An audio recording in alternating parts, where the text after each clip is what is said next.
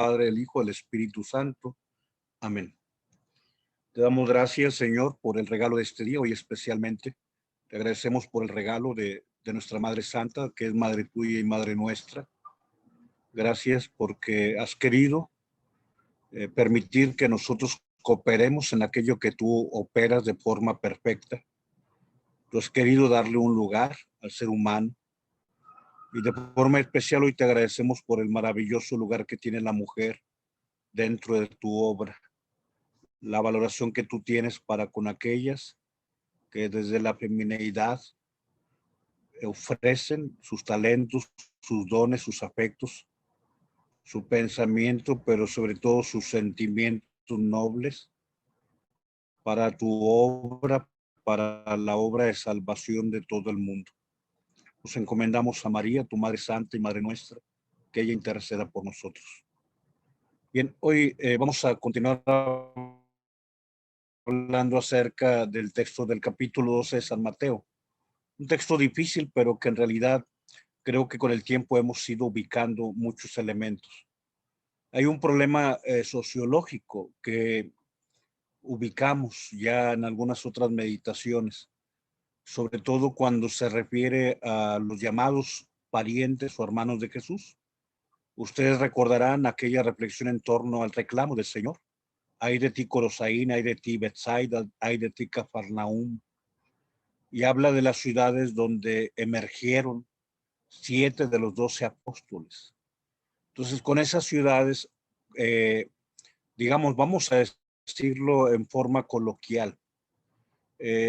Monterrey, por ejemplo, en la capital, somos un grupo muy, muy cerrado en el sentido de que estamos muy cohesionados, estamos muy unidos y sobre todo, Dios nos ha permitido poder ofrecer un servicio. Y desde tiempo de don Adolfo Suárez y después con don Paco Robles,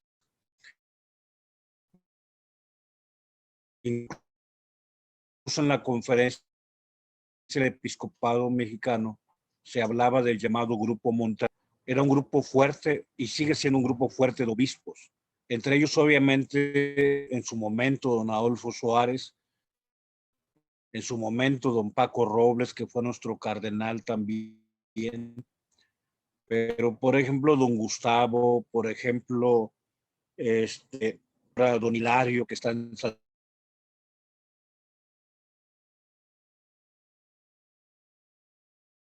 Pasos, don Pepe Garza Madero, don Ruy Rendón Leal, que ahora está en Hermosillo, don Gustavo Rodríguez Vega, que ahora está en Mérida, Yucatán, don Miguel Ángel Alba Díaz, que está en La Paz, Baja California, don Alfonso Cortés, también de Monterrey, que está en León.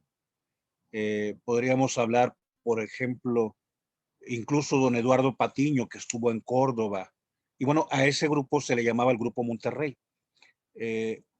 Digamos, es como que el grupo de los cercanos, de los que teníamos mucha cercanía, mucha familiaridad.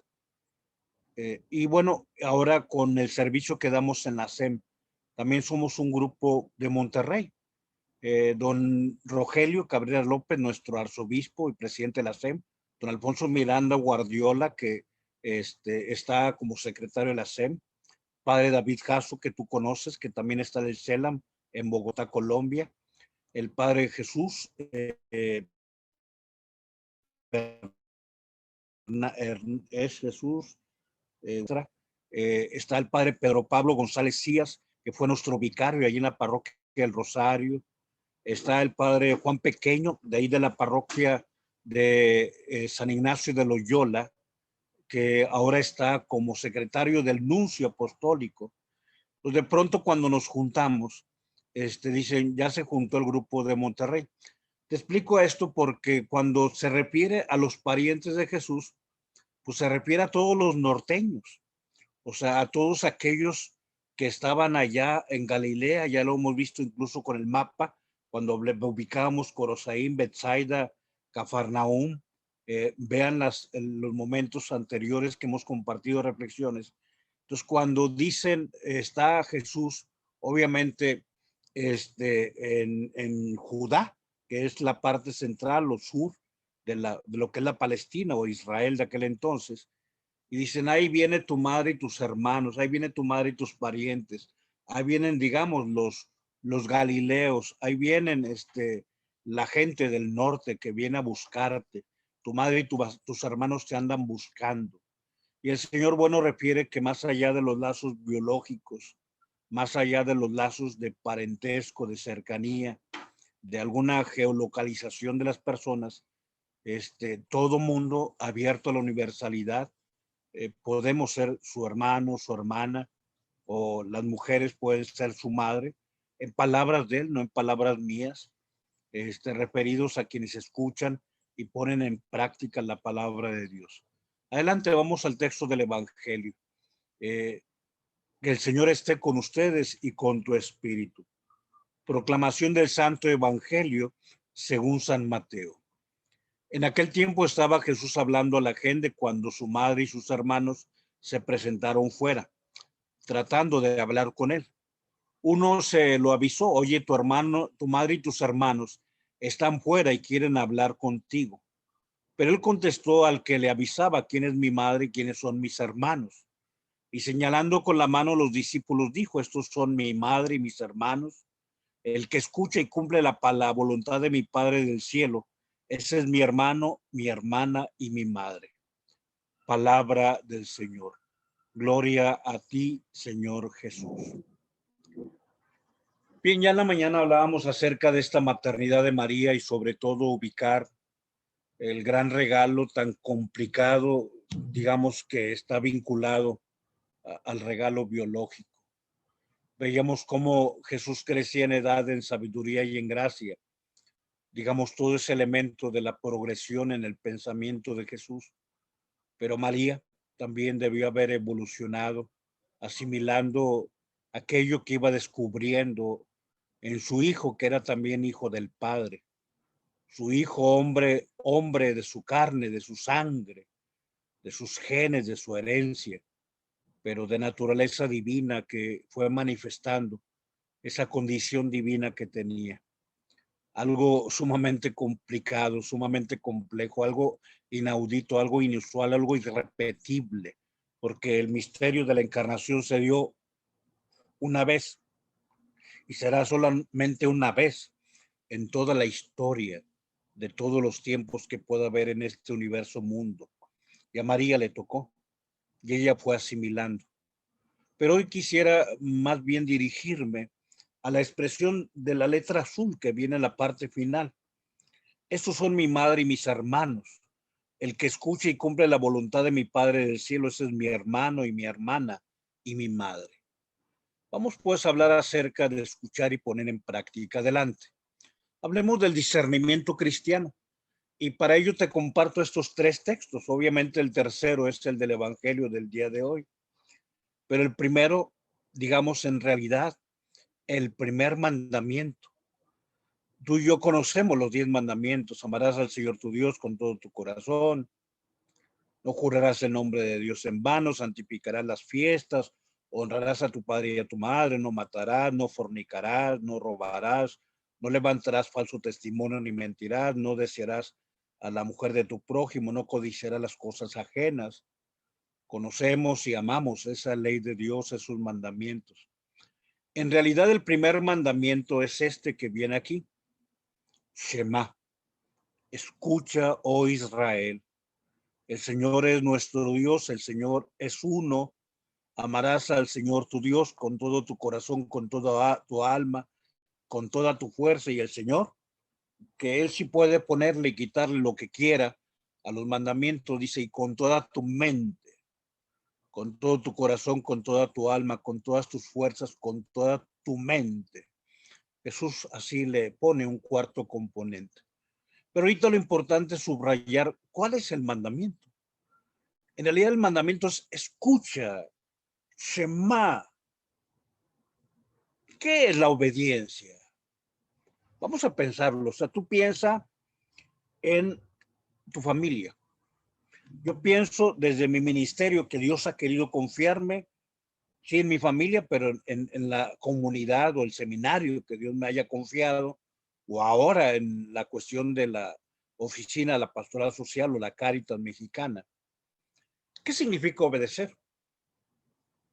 Obedecer significa escuchar. ¿Qué hace tu hijo cuando no te obedece? Pues no te escuchó. Y si te escuchó, hizo que no te había escuchado. O te escuchó y dijo, no estoy de acuerdo contigo. O sea, en realidad no escuchó. La palabra obediencia viene de la palabra latina audire. Fíjate, obaudire, obediencia, obaudire, obedecer, obaudire, audire, audire, audire de audio, audio, audio, audire, escucha, obedece. El Señor nos pide que obedezcamos. Por eso hoy el Señor va a subrayar este elemento, que es quién es realmente el familiar de Jesús, quien obedece. Ahí viene abajo, me brinco. Estos son mi madre y mis hermanos, el que escucha y cumple la voluntad de mi Padre del cielo. Como Jesús cumple la voluntad del Padre, Jesús es obediente al Padre. Ese es ser cristiano, obedecer, escuchar, escucha. Leo ahora el texto de Mateo 7, 21 al 24. Me brinco el 22 al 23, porque subrayo este elemento importante del discernimiento cristiano. Si no todo el que me diga Señor, Señor entrará en el reino de los cielos, sino el que hace la voluntad de mi Padre que está en los cielos. Por tanto, cualquiera que oye estas palabras mías, que oye, que escucha y que pone en práctica, que obedece, cualquiera que oye estas palabras mías y las pone en práctica será semejante a un hombre sabio que edificó su casa sobre la roca. Eso es obedecer, escuchar y poner en práctica. Y dime si María no escuchó y puso en práctica. Así el texto del día de hoy, al que estamos focalizándonos, es Mateo 12:50. Estos son mi madre y mis hermanos, el que escucha y cumple la voluntad de mi Padre del cielo. Ese es mi hermano y mi hermana y mi madre. Adelante, hablemos de la maternidad biológica y la maternidad espiritual que nuestra madre vivió. En realidad, bueno, el Señor Jesús, te digo, nos está abriendo en ese corazón divinamente universal a todos, que podamos ser su familia. Está abriendo los vínculos más cercanos. ¿Qué vínculos más grandes puede haber que los de una mamá y los de los hermanos? Dice, bueno, ustedes van a ser mi mamá y mis hermanos. Ustedes van a ser lo más cercano a mí. ¿Cómo? Si escuchan y ponen en práctica, pero no tan solo, y aquí lo digo y lo dice, no lo digo yo, lo dice él. Tú ves grande a María, que bueno, lo es. Pues tú puedes ser tan grande. O sea, estos son mi madre. Tú puedes ser como mi madre. ¿Cómo? Escucha y pone en práctica la palabra de Dios, la palabra del Padre. ¿Tú quieres ser mi hermano? Pues sí, cómo no. Voy a querer ser hermano de Cristo. Escucha lo mismo que yo escucho al Padre y pongo en práctica su palabra. Él se está, digamos, desligando de una tendencia hebrea. Los judíos siguen siendo muy cerrados. O sea, la comunidad israelita, y no la critico denostativamente, o sea, yo no estoy descalificando a nadie, pero es un fenómeno social. O sea, la comunidad judía es muy compacta. Ubicas que difícilmente yo sé por ahí de pronto, o sea, yo no conozco a nadie que diga, esta mujer no era judía, se hizo judía y la recibieron, porque se casó con un judío. Yo he escuchado que eso ha existido, pero a mí no me consta, o sea, me refiero a que yo no lo he visto, yo no conozco a nadie. Pero sí tú ubicas que son muy compactos, o sea, entrar en esta comunidad En esta religión no lo aceptaban. Había, fíjate, y esto lo profundizaremos en algún momento, candidatos, si se le llamaban los prosélitos. Busca la palabra prosélito. Era como gente que ellos veían buena y decían, tú puedes entrar a la sinagoga. De los prosélitos. Pero volviendo al fenómeno social, la comunidad judía es muy cerrada. Entonces el Señor Jesús dice, aquí sí caben todos. Oye, pero yo no tengo sangre judía. No te preocupes. Obedece, escucha la voluntad del Padre y obedécela.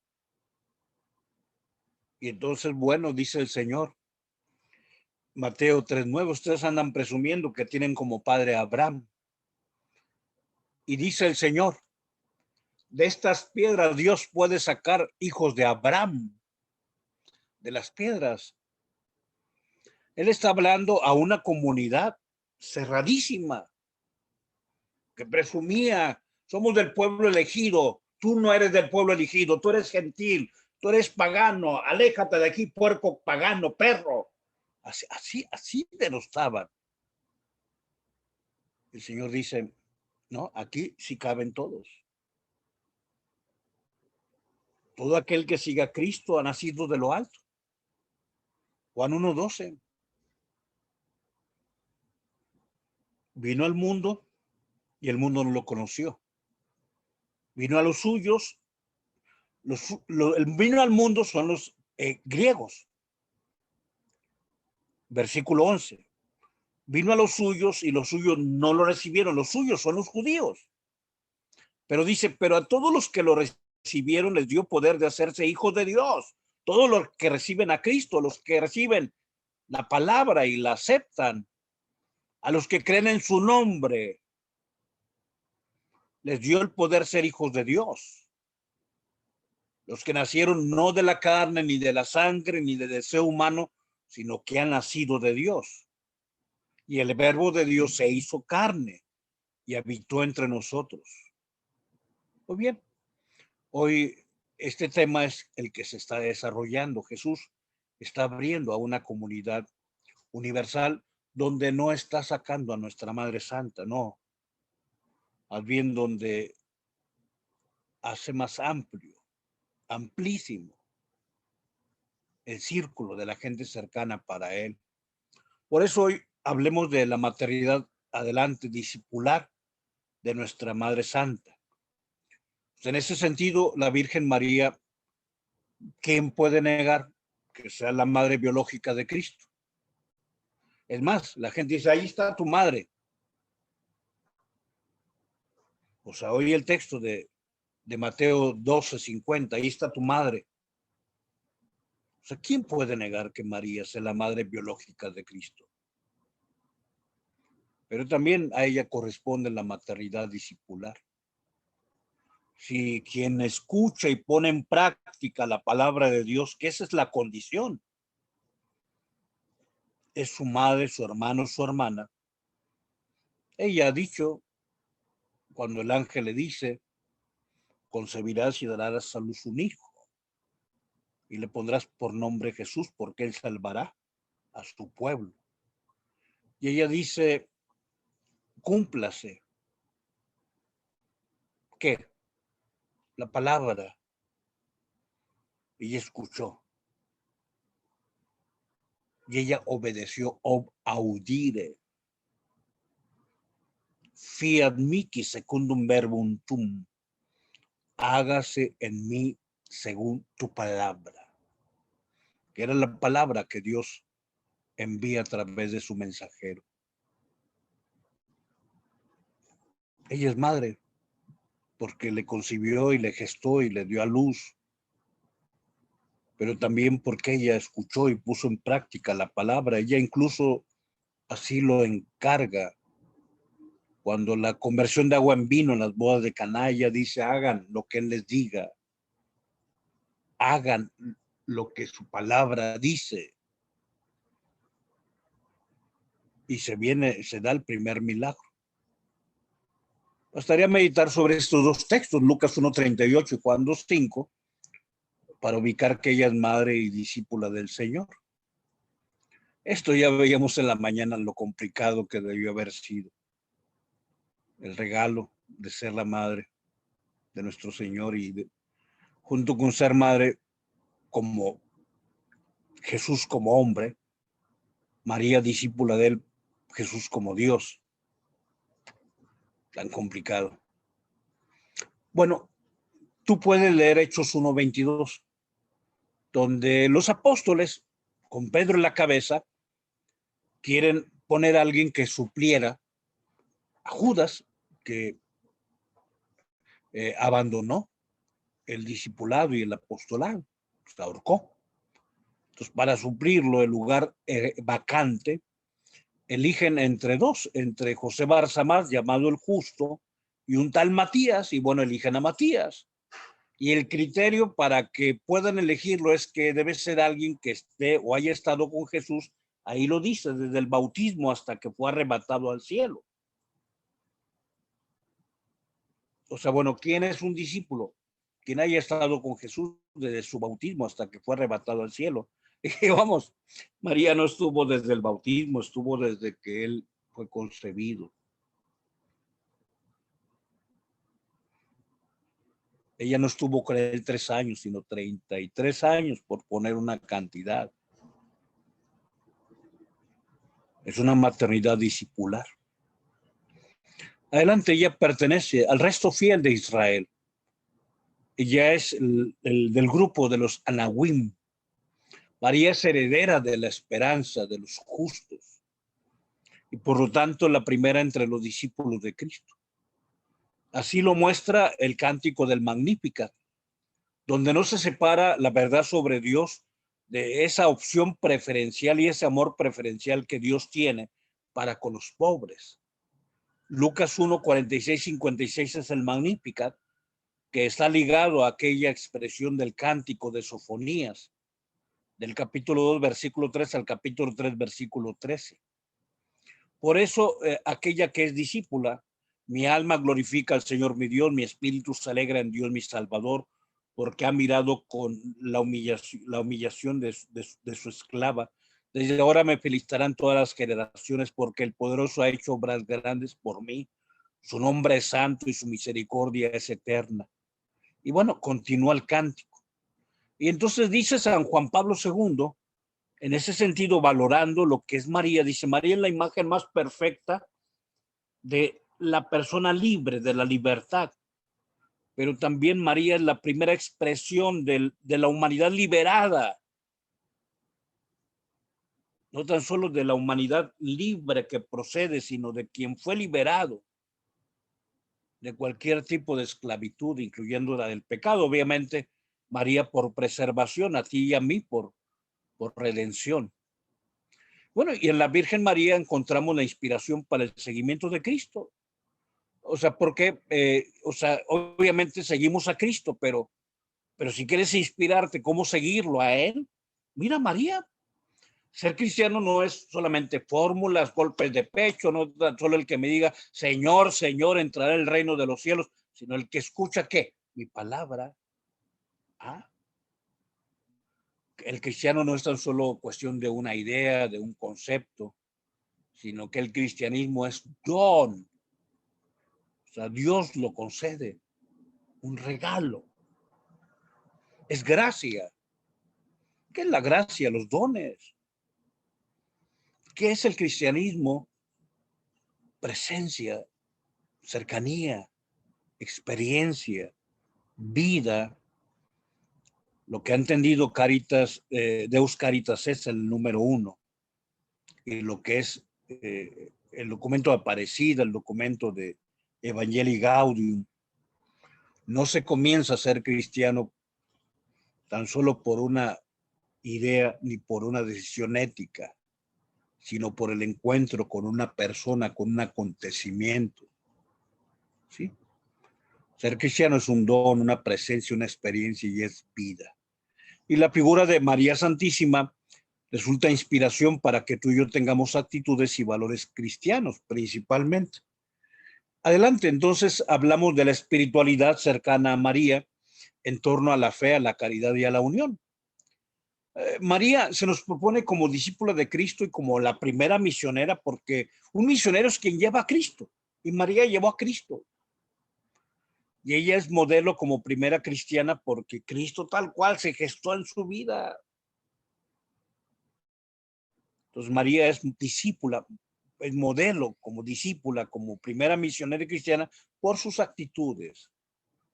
Porque en condiciones concretas de la vida ella se adhiere a la voluntad de Dios, porque la escucha, porque acoge la palabra, porque la pone en práctica. Y porque va a ver a la pariente necesitada. El evangelio no es sobre la vida de María, sino sobre la vida de Cristo.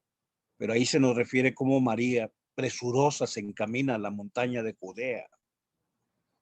¿Y de dónde nació sus acciones? De la caridad y el espíritu de servicio que ella tenía. Y dime si esto no es ser discípulo de Cristo.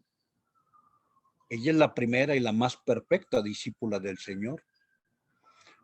Es encarnación de una espiritualidad. No de espiritualoides, de esos que estamos volando en el cielo y no nos acordamos del necesitado. No, es maestra de la vida según el Espíritu, en palabras del Papa San Pablo VI. Y la iglesia, bueno, la llama tipo o prototipo del cristiano, tipo de la iglesia. Un tipo es un modelo. Digamos, los tipos en la imprenta, por ejemplo, la tipología. Es más, utilizamos la tipología para escoger qué tipo de letra queremos. Bueno, María es el tipo. Escoge qué modelo de letra quieres. Y dice, la Madre de Dios es arquetipo. Arque es antiguo, arge, principio. El colegio Arge del Padre Ernesto María Caro es precisamente porque se refiere también al Génesis, sin arge, en el principio. Bueno, María es la Madre de Dios. Bueno, nada más, perdón que me meta en muchas cosas. Pero Berechit es en hebreo, Génesis, en el principio. Arge es en griego, arge. Por eso el arquetipo, el primer modelo. Entonces María es el arquetipo de la iglesia. Lo enseñaba San Ambrosio de Milán y dice, es el modelo, el arquetipo en la fe. Ojalá tengamos la fe de María. Es el arquetipo en la caridad. Ojalá amemos como amó a María. Y es el arquetipo, dime si no, de la perfecta unión con Cristo. ¿Quién pudo haber estado más unida a Cristo que ella? Es el arquetipo. Pero sobre todo lo que hoy el Evangelio nos dice adelante. La palabra que se escucha y la palabra que se encarna. María acepta la palabra divina, fue hecha madre de Jesús, dice Juan 1:14, y el verbo de Dios se hizo carne, lo decimos en el Ángelus, y habitó entre nosotros. Y abrazando María la voluntad salvífica de Dios con un corazón generoso, sin impedimento de pecado alguno, se unió, se consagró totalmente a sí misma como esclava del Señor. He aquí la esclava del Señor, hágase en mí según tu palabra. Mi alma glorifica al Señor mi Dios porque ha mirado la humillación de su esclava. María sirve. Se consagró como esclava del Señor. Se consagró a la persona del Hijo y a la obra del Hijo, sirviendo el misterio de la redención con Él y bajo Él, por la gracia de Dios omnipotente. María, pues, es perfecta seguidora de Jesús desde el anuncio del ángel y va a estar con Jesús incluso cuando está en el Gólgota. Juan 19, 25, 27. Por eso la unión de nuestra Madre Santa con el Hijo en la obra de salvación se manifiesta desde el momento de la concepción hasta la muerte de Cristo.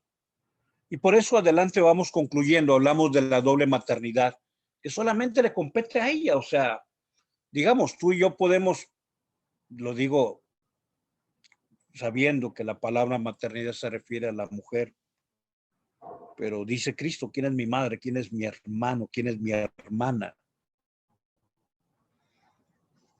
Bueno, alguien de ustedes puede ser madre de Cristo. porque escuchan y ponen en práctica la palabra, pero María tiene la doble maternidad, la biológica y la discipular. La Virgen María se dejó conducir sin reservas por el Espíritu, estaba llena del Espíritu Santo.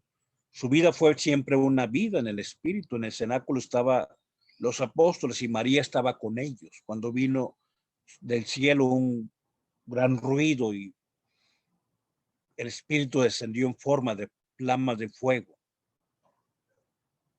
Y es aquí donde podemos asimilar que María o Santa María es madre de Jesús por la concepción. ¿Quién le puede quitar esto?